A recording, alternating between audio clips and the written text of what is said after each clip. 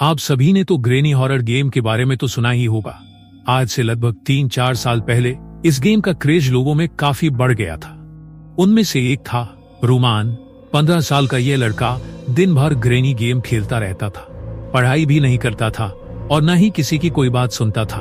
उसके पेरेंट्स उससे बहुत परेशान हो चुके थे क्योंकि वो अब पढ़ाई में ध्यान नहीं देता था।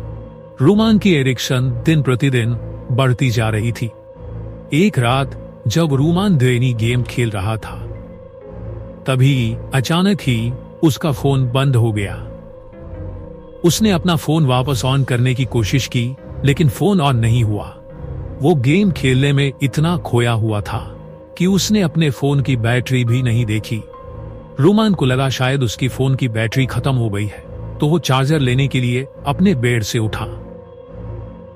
तभी उसे ऐसा लगा कि उसके कमरे की तरफ कोई आ रहा है।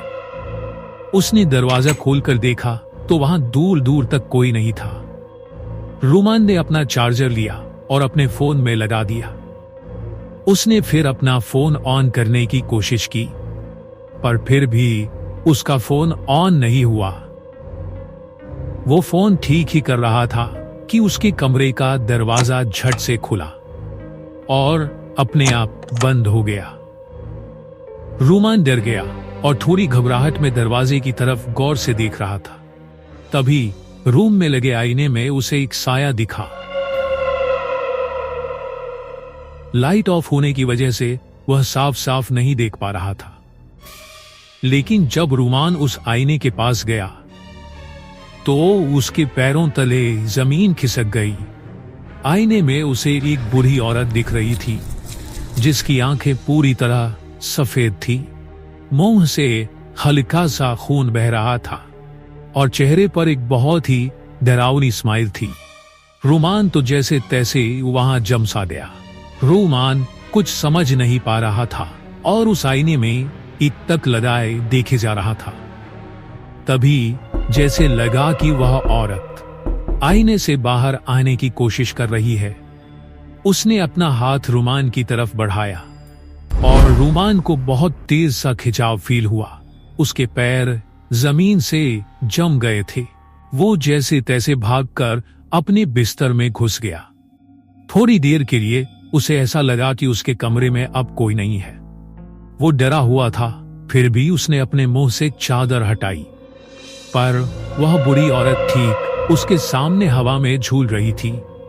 वो बहुत भयानक लग रही थी।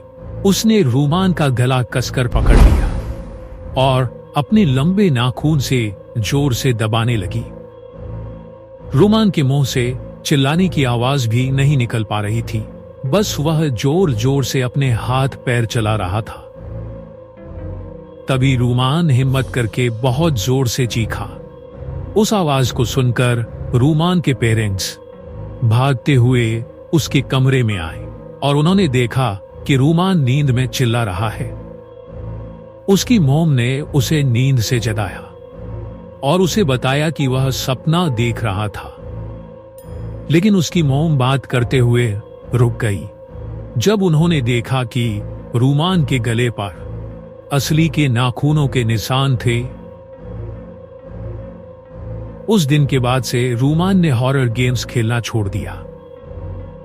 आपको क्या लगता है कि रूमान सच में कोई सपना देख रहा था? लेकिन फिर वह निशान जो उसके गले पर थे वह कहां से आया? यह जानने के लिए और ग्रेनी का अगला भाग देखने के लिए हमारे चैनल को अभी सब्सक्राइब करें और कमेंट में बताएं कि क्या आपको भी हॉरर गेम्स खेलने के बाद बुरे सपने आते हैं।